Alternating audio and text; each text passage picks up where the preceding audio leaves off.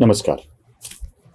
पांडवांनी द्यूतामध्ये द्रौपदीला देखील हरलंय आणि एकवस्त्र असलेल्या रजस्वला अवस्थेत असलेल्या द्रौपदीला खेचून राजदरबारात आणल्या गेल्या.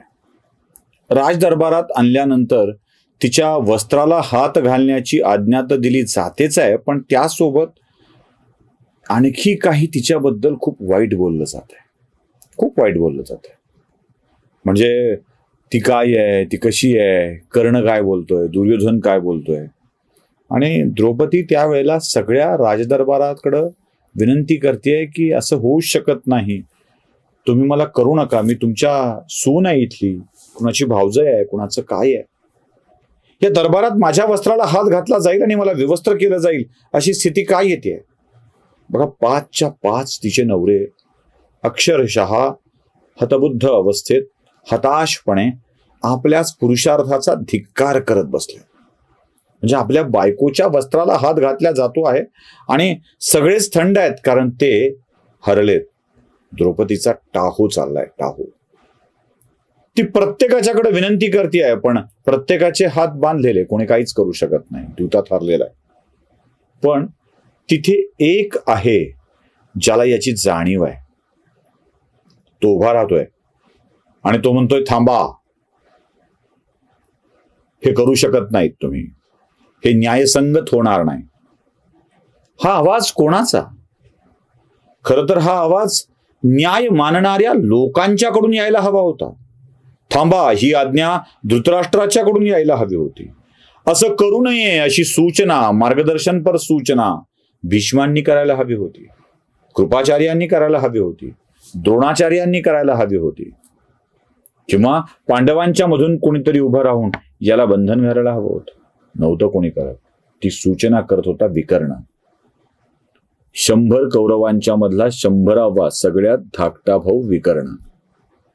तो उभा राहतोय आणि म्हणतोय, थांबा, हा अधिकार कौरवांना पोचत नाही, कारण नियमानुसार युधिष्ठिर या द्यूतामध्ये आधीच हरलेला आहे. त्यानं राज्य पणाला लावलंय, त्यानं भावाला पणाला लावलेलं आहे, स्वतःलाही पणाला लावलेला आहे. या न्यायाने युधिष्ठिर हा दुर्योधनाचा गुलाम झालेला आहे आणि गुलामाला त्याची पत्नी सुद्धा उरत नसते. आपली पत्नी पणाला लावण्याचा अधिकार गुलामाला असत नाही.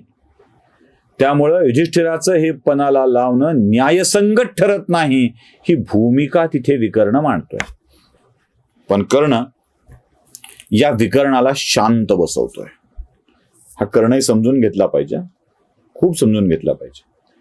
म्हणजे ज्यावेळी द्रौपदीला तो वेश्या म्हणतोय तेव्हाचा कर्ण, त्यानंतर विकर्णाला त्यानं मांडलेल्या न्यायसंगत आणि तर्कसंगत भूमिकेला विरोध करतोय तो सुद्धा कर्ण.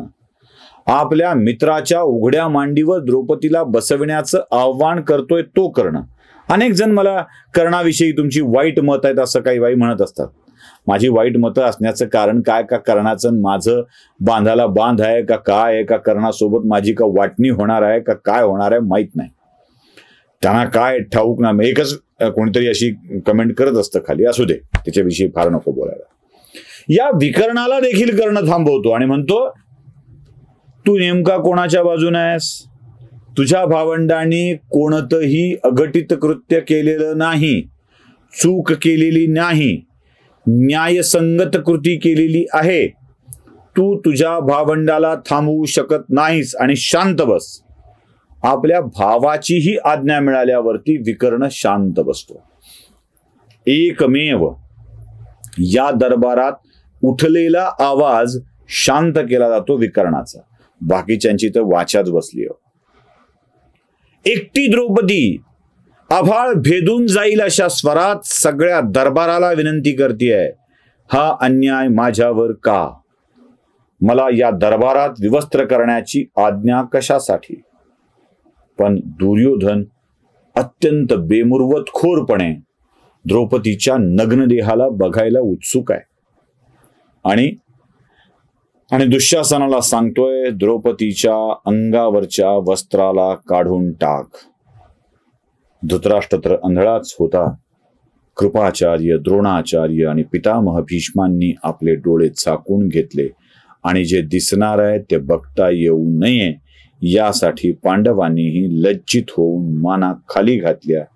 दुर्योधन, दुःशासन, शकुनी, कर्ण मात्र द्रौपदीच्या उघड्या होणाऱ्या देहाकडे बघायला आपल्या डोळ्यांना विस्फारून बघताय.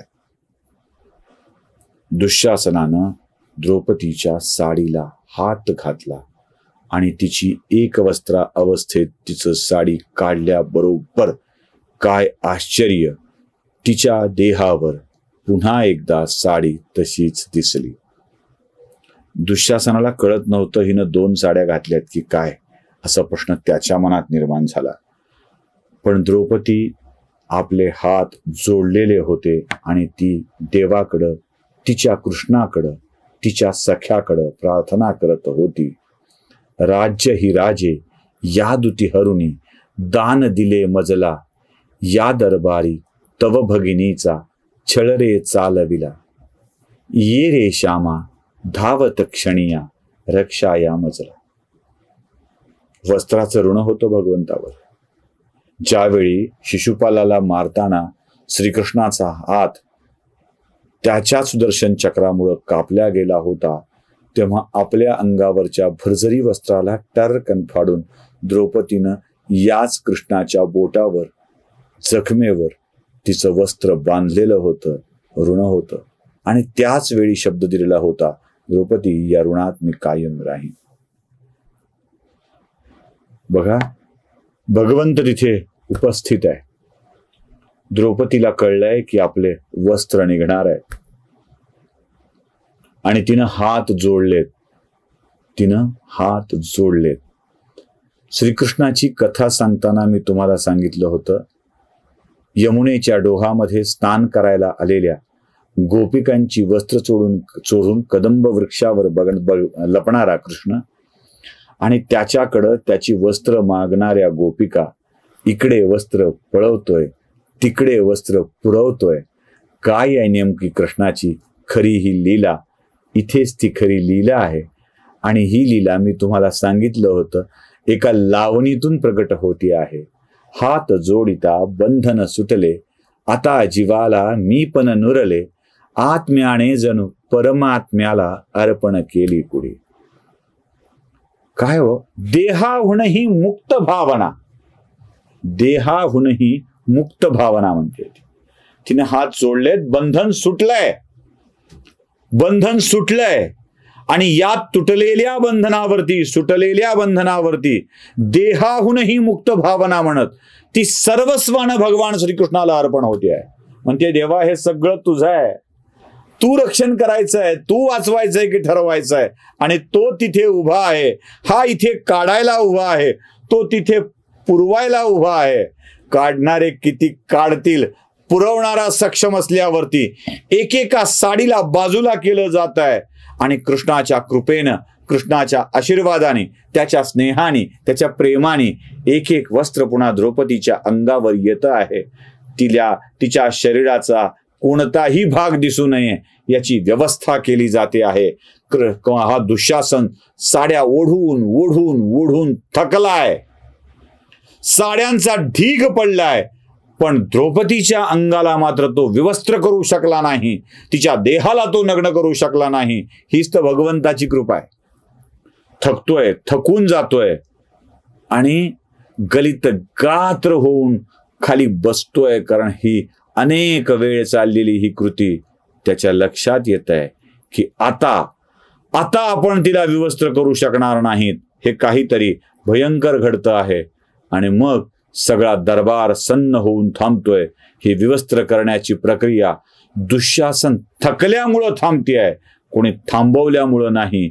आणि या कृतीनंतर मात्र एका विनाशाचा पाया रचला जाणार आहे. तो पाया काय आहे ते बघूया पुढच्या भागामध्ये.